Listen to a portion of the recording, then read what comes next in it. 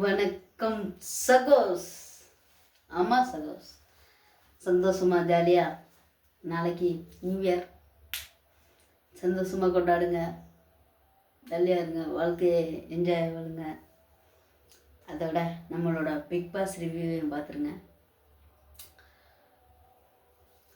அதாவது நேற்றுக்குள்ள இதில் எனக்கு என்ன தோணுதுன்னா, முத்துக்குமார் சௌந்தர்யா பார்த்து பயப்படுறாங்களா? என்னை பொறுத்தவரையில் முத்துக்குமார் ஜாக்லினை பார்த்து பயப்படுறாங்க. ஜாக்லின் தான் இதாக இருப்பாங்கன்னு இருந்தாங்கன்னு நான் நினச்சிருந்தேன். ஏன்னா ஜாக்லின் கூட தான் எப்போவும் இருக்க மாதிரி இருக்குது, அந்த மாதிரிலாம் இருக்க சமயத்தில் நேற்றுலேருந்து தான் எனக்கு ஒரு விஷயம் தெரியுது. சௌந்தர்யா கண்டா ஒரு பயம் முத்துக்குமாருக்கு இருக்குது. எந்த விஷயத்தினாலும் முத்துக்குமாருக்கு இருக்குது. ஸ்டார்டிங்கில் பார்த்திங்கன்னா நாமினேஷனில்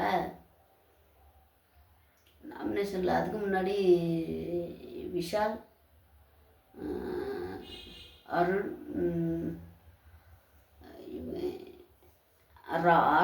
ராணவ், சௌந்தர்யாலாம் இருக்காங்க. இருக்க சமயத்தில் ராணவ் ஜாக்லினை பற்றி ஏதோ சொல்கிறாப்புல. சொல்ல சமயத்தில் இவங்க ஏதோ கேட்டுட்டு போயிட்டு அது விஷாலே எதுவும் சொல்லலை. விஷால் ஏதாச்சும் அதை இது பண்ணிட்டு விட்டாங்க. ஜாக்லின் அங்கே ஏதோ சொல்லிட்டுருக்காங்க. என்னென்னா அவங்கள பற்றி, ஏன்னா சண்டே எபிசோடில் பிஜிஎஸ்கிட்ட இந்த மாதிரி தான் சொன்னாப்புல. அதனால் இப்போ அப்படின்ற மாதிரி இருக்குது. ஜாக்லின் விஷால் இவங்களோட ஃபைட்டு இப்போ இல்லை, ஆரம்பத்துலேருந்தே இருக்குது. அதெல்லாம் விட்டுருவோம். இப்போ நம்ம புதுசாக எடுப்போம். அடுத்தபடியாக நாமினேஷன், யாரெல்லாம் நாமினேஷன் பண்ணுறீங்களோ பண்ணுங்கள். ஏன்னா நாமினேஷன் ஃப்ரீ இந்த வாரம் கிடையாது. அதனால் நாமினேஷன் யாரெல்லாம் பண்ணுங்கள், எல்லாத்தையும் பண்ணலாம். அதனால் பண்ண போகிறாங்க. ஏன்னா கேப்டனும் கிடையாது, இந்த வாரம் கேப்டன் கிடையாது, போன வாரம் கேப்டன் கிடையாது. கேப்டன் என்ன கிடையாது, முடிஞ்சு கேப்டன்ஷிப்பு மொத்தத்தில் முடிச்சு விட்டாங்க. ஆமாம், அலப்பற ஸ்டார்டிங் ஃப்ரெண்ட்ஸ். ஆமாம், அப்புறம் இது பண்ணால எல்லோரும் மொத்தம் 10 பேரில் 8 பேர் முத்துக்குமாரன் சௌந்தர்யா தவிர்த்து எல்லாருமே நாமினேஷனில் வந்துட்டாங்க. அதில் எல்லாருமே நல்லபடியாக சொன்னீங்கன்னு சொல்லிட்டு பிக் பாஸ் வாழ்த்துனாங்க. சூப்பர். நிறைய கருத்துக்கள் எனக்கு உடன்பாடான கருத்துக்கள், நல்ல கருத்துக்களாக வச்சிங்க, வெளிப்படையான கருத்துக்களாக வச்சிங்கன்னு சொல்லிட்டு பிக் பாஸ் வாழ்த்துனார். வாழ்த்திட்டு ஓகே விட்டாங்க. அதுக்கு ஒரு முத்துக்குமாருக்கு என்ன ஆச்சுன்னா, சௌந்தர்யாவுக்கு நம்ம ஒரு ஓட்டு போட்டோமா, சௌந்தர்யாவுக்கு நம்ம ஒரு ஓட்டு போட்ட பிறகு யார் இன்னொரு ஓட்டு போடலே அப்படின்னு சொல்கிறாங்க. சௌந்தர்யாவுக்கு என்னென்னா, நம்ம போன வாரம் வரைக்கும் அப்பாடி தப்பிச்சோன்ற மாதிரி இருந்தவங்க இந்த வாரம் ஏன் நாமினேஷனில் வரலன்னு சொல்லிட்டு வருத்தப்பட்டு இருக்காங்க. ஆமாம், ஏன்னா இவர் சொல்கிறார், முத்துக்குமாரை பொறுத்தவரையில் அவருக்கு என்ன, நான் ஒரு ஓட்டு போட்டோம்ல, நீங்கள் போன வாரம்லாம் இதுக்கு முந்தின வாரம்லாம் பார்த்து எத்தனை ஓட்டு வருதுன்னு எல்லாத்தையும் நாமினேஷனில் கொண்டு வரணும்னு பார்த்தீங்களா, இந்த வாரம் ஏன் பண்ணல, ஒரு ஓட்டு நான் போட்டோம்ல, நீங்கள் ஒரு ஓட்டு அனாவசியமாக ஜாக்லினுக்கு 3 ஓட்டு, தீபக்கு 3 ஓட்டு, அவர் நியாயமாக தான் கேட்குறாரு. ஆனால் அவங்க சொல்கிறத பார்த்தாச்சுன்னா, எனக்கு இஷ்டத்தில் யாரை நாமினேட் பண்ணணும், நான் என்னோட எதிர்ப்பு இதை நான் யார் மேலே காட்டணுமோ அவங்க மேலே தான் நான் காட்ட முடியும் அப்படின்றாங்க. அருண்கிட்ட சௌந்தர்யா கேட்குறாங்க, உங்கள் மனசாக தானே ஓட்டு போட்டீங்க அப்படின்றாங்க. ஆமாம், என் மனசில் யாரை பற்றி நான் என்ன சொல்லணுமோ அதை நான் சொல்லிட்டேன், அதுக்கு நான் நாமினேஷன் பண்ணிட்டேன்ட்டார். முடிஞ்சு போச்சு. அதுலேருந்து சௌந்தர்யா மேலே ஏதோ ஒரு இதில் ஆயிட்டார். வன்மம் ஸ்டார்டிங் ஃப்ரெண்ட்ஸ், வன்மம் ஸ்டார்ட் பண்ணிட்டாங்க. சகோஸ், இதில் என்னென்னா, யாருக்கு ஓட்டு போட்டால் என்னன்னு இருக்கிறது இருக்கலாம். நான் தான் ஒரு ஓட்டு போட்டோம்ல, இன்னும் ஒரே ஒரு ஓட்டு போட்டேன்னு சொல்கிறாரு. அதே இது சௌந்தர்யாவும் கேட்கலாம், நான் தான் ஒரு ஓட்டு போட்டோம்ல முத்துக்குமாரனுக்கு, நீங்கள் ஒரு ஓட்டு போட்டிருக்கலாம்னு சௌந்தர்யாவும் கேட்கல. சௌந்தர்யா அதுக்கும் நார்மலாக விட்டாங்க. என்னன்னு தெரில, இந்த வாரம் ரொம்ப நல்லவங்களாக இருக்காங்க. எனக்கு என்னன்னு தெரில, ரொம்ப இது ஒன்றும் படிக்கலை. ஏன்னா அவங்களுக்குள்ளே ஒரு வருத்தம் இருக்குது. என்னென்னா நம்மளும் நாமினேஷன் வந்தால் நல்லா இருந்திருக்கும் அப்படின்னு சொல்லிட்டு தோணுது. முத்துக்குமாருக்கு அது தோணும். ஏன்னா நம்மளும் நாமினேஷன் வந்தாச்சுன்னா மக்களை பார்க்கணும்ல. இன்னும் அந்த 2 வாரத்தில் மக்களை பார்த்துட்டு வெளியே போனாலும் பிரச்சனை இல்லை. அதான் உண்மை. கடைசி வரை இருந்துட்டு தோத்தாலும் நல்லா இருக்காது. மக்களை பார்த்துட்டு வெளியே போனால் பிரச்சனையே இல்லை. நாமினேஷனில் வராமல் இருக்கிறது ஒரு சாபம்தான். ஆமாம், அதை 2 பேருமே யோசிக்கிறாங்க. சரி, ஓகே. முத்துக்குமாருக்கு அதுக்கு அதை விட்டுற வேண்டியதை நாங்கள் அப்படியே விட்டுலாம். அடுத்தால இது வேலைகள் யார் யாருக்கு என்ன வேலைன்னு கேட்க நிமிடத்தில் கிச்சனில் நான் வந்து இன்சார்ஜாக இருக்கேன்னு சொல்லிட்டு சௌந்தர்யா சொல்கிறாங்க. அப்போ கிச்சனில் அப்போது அதுக்கு நிறைய எதிர்ப்புகள் வருது.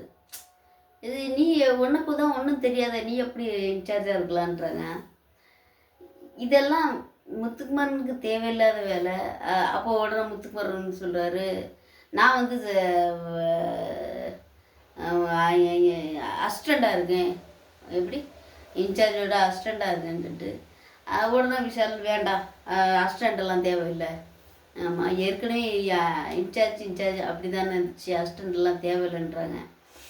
சௌந்தர்யா என்ன சொல்கிறாங்கன்னா, நான் வந்து என்னென்னா எனக்கு புத்தகத்தை வேறு தந்துட்டாங்களா, அவங்க கையில் ஒரு புத்தகத்தை எழுத வேறு கொடுத்துட்டாங்க, நான் கற்றுக்கன்னு நினைக்கிறேன், அதனால் நான் இன்சார்ஜாக இருக்கேன்னு சொல்லிட்டு அதை சொல்கிறாங்க.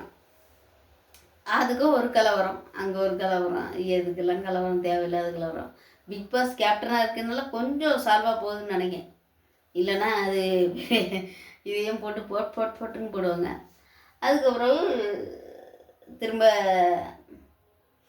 நாமினேஷன் இது க்ரோசரி வாங்கிக்கு போகணும். க்ரோசரி வாங்கிக்கு யாரெல்லாம் போகிறது, என்ன அது க்ரோசரி விளையாடுற யாரெல்லாம் வாங்க போகலாம், எழுத போகலாம், அந்த மாதிரி இருக்கிறதுல க்ரோசரிக்கு இவங்க சௌந்தர்யா வந்து தீபக் அண்ணாவிட்டையும் யார்கிட்டையும் சொல்லிட்டுருக்காங்க, அருண்கிட்ட யார்கிட்டையும் சொல்லியிருக்காங்க, நான் போகிறேன், எனக்கு கற்றுக்கணும் ஆசையாக இருக்குது, நான் போகிறேன், இதுலேயும் கற்றுக்கணுன்னு தான் சொல்கிறாங்க. அதை வந்து யாரோ ராணுவா யாரோ ஒரு ஆள் இந்த முத்துக்குமார்ட்ட சொல்கிறாங்க, க்ரோசரிக்கு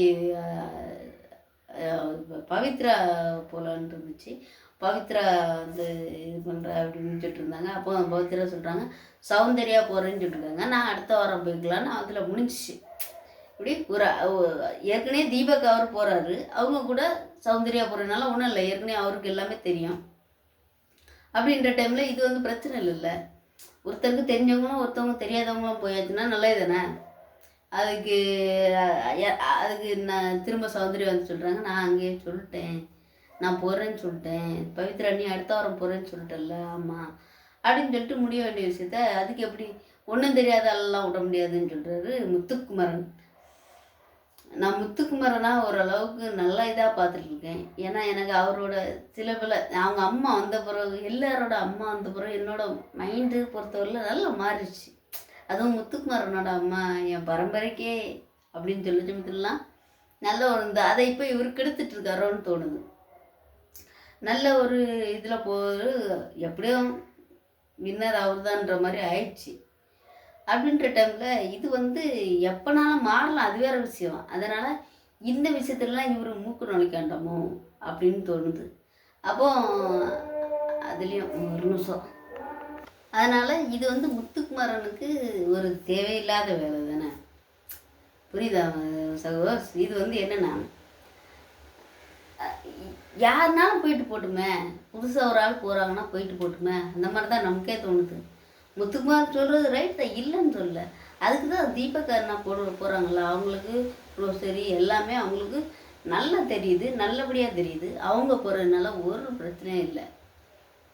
ஆனால் இது வந்து தேவையில்லாத விஷயங்கள்லாம் இவர் வந்து, அதனால தான் சொல்கிறேன் சௌந்தர்யாவை பற்றி இவர் பயப்படுறாரு, வேற ஒரு விஷயம் இல்லை. சௌந்தர்யாவுக்கு என்னவோ ஒரு நமக்கு காம்படிஷனாக அவங்க தான் இருக்காங்களோ, டைட்டில் நான்னா அவர் கூட சொல்கிறாரு, எனக்கு கூட அந்த மேடையில் நீங்களாம் நிற்க போகிறீங்கன்னு நினைக்கிறேன், இதில் பெருமையாக இருக்குது, அந்த மாதிரிலாம் சொல்கிறாரு. இதெல்லாம் சொல்ல வேண்டிய தேவையில்லை. எல்லாத்தையுமே இக்னோர் பண்ணிட்டு இப்போ பண்ணுறவங்களாம் இருக்கிறாங்க. ஆனால் இவர் ஓப்பனாக சொல்கிறது நல்லது தான், இருந்தாலும் இது வந்து தேவையில்லாத விஷயம். ஒரு ஒரு ஒருத்தவங்க கேமை வந்து என்ன பண்ணுறாருன்னா கீழே தாத்த பார்க்குறாரு. புரியுதா? இந்த மாதிரி பேசிட்டே இருந்தாச்சுன்னா இவங்க ஏதாவது இது பண்ணுவாங்க, எதிர்த்து பேசுவாங்க. அப்போ இவங்கள தாத்துடலாம். இந்த மாதிரி ஒரு செம்மையான மைண்டு கேமும் செம்மையாக விளாடுறாரு. ஆனால் இந்த விஷயத்தில் சௌந்தர்யா பாராட்டணும். சில டைம்லலாம் பூச்சின்னு சத்தம் போட்டுருவாங்க. இதில் எதுவுமே பண்ணாமல் அவங்களுக்கும் கேம் தெரியுமிலாங்க. உங்களுக்கு மட்டும்தான் கேம் தெரியுமா? அவங்களும் 80 நாள் விளையாடிட்டு தானே வராங்க. அவங்களுக்கு தெரியுமில யார் எந்த மாதிரி பண்ணுவான்னு. இவ்வளோ நாள் விளையாடியாச்சு, இன்னும் கொஞ்சம் அடங்கிட்டு போவோமேன்னு சொல்லிட்டு தான் அவங்களும் போயிட்டுருக்காங்க. அதனால் இந்த விஷயத்தில் அவங்களும் சத்தம் போட்டாச்சுன்னா அது வந்து ஒரு கேவலமாக தான் இருக்கும். அதனால் இதுவும் நல்லா இருந்துச்சு. அவர் பேசிட்டு போகிறாரு. அதுக்கு வந்து தீபக் சொல்கிறாரு, அது ஆமாம் ஐயா, எல்லோரும் தானே பின்னாடி இருந்து பார்க்க போகிறாங்க, அப்போ அதை பார்த்து கற்றுக்கிட்டேன்னு தீபக் சொல்கிறாரு. ஓகே, அதுக்கு ஓகே அப்படின்னு சொல்கிறார் முத்துக்காரரு. எனக்கு கூட வர்றது நல்ல டேலண்ட், யாருனாலும் வரட்டு, எல்லோரும் பின்னாடி இருந்து போய் கேட்க தான் போகிறீங்க, பார்க்க போகுது, இதில் கற்றுக்கிறது என்ன இருக்குன்னு சொல்லிட்டு தீபக்னா சூப்பரான ஒரு டயலாக் விட்டாங்க. அது வயசு ஓகே. அதனால் திரும்ப அது வந்து இதாகிடுச்சு. திரும்பவும் சௌந்தர்யாவும் தீபக்கண்ணாவும் தான் போனாங்க. அங்கே இவர் ராயன் வந்து போர்டு எழுதிக்கி அது கூட முத்துவும் இருந்தாங்க. அதனால் அது வந்து ஓகே, அது முடிஞ்சிச்சு. அப்புறம் டிக்கெட்டு ஃபினாலே எப்படி டிடிஎஃப் விளாட போகிறாங்க ஓகே. ஆமாம், எனக்கு இந்த தடவை கேம் விளாடலான்னு சொல்கிற சௌந்தர்யா வெறித்தனமாக விளாட போகிறாங்கன்ற மட்டும் தெரியுது. ஏன்னா ஆரம்பத்திலே மாற்றிக்க யோசிச்சிட்டாங்க. இருந்தாலும் செம்மையான ஆட்டம். இதில் முத்து வேற கண்ணை திறந்து பார்த்தாரு அப்படின்லாம் இருக்குது. நமக்கு சரியாக தெரில. ஒருவேளை பார்த்துருக்கலாம். ஏன்னா இப்படி போனவர் இப்படி திரும்பி இப்படி போகிற மாதிரி இருக்குது. அதெல்லாம் பார்ப்போம். அதனால் அது வந்து இன்னைக்குள்ள கேம்லலாம் சௌந்தர்யா பின்னி பிடலாக இருக்கிறாங்க. இன்னெல்லாம் நியூஸ் வருது. நம்ம பார்ப்போம். நம்ம ஒரு நல்ல ஒரு சௌந்தர்யா இது வரைக்கும் கேம் விளாடுறாங்க. ஏன்னா ஜாக்லின் வந்து நல்லா ட்ரை பண்ணுறவங்க, அவங்களும் நல்லா ட்ரை பண்ணுவாங்க. எல்லாருமே இதுக்கு போட்டி போடுறதுக்கு தயாராக இருக்காங்க. என்னை பொறுத்தவரை விஷால் மட்டும்தான் இதோ அந்த மாதிரி இருக்கார். பார்ப்போம், தொடர்ந்து பார்ப்போம் மக்களே. வணக்கம். வில் பி வாட்ச் இது வில் பி டாக். நான் உங்கள் விசு சகோஸ். மீண்டும் இன்னொரு பதிவில் சந்திப்போம் சகோஸ். வணக்கம். Advance happy new year. நாளைக்கு நியூ இயரு. அமைதியாகவும் பொறுமையாகவும் நல்ல நிதானமாகவும் நியூ இயரை சூப்பராக கொண்டாடுங்க, ஜாலியாக கொண்டாடுங்க.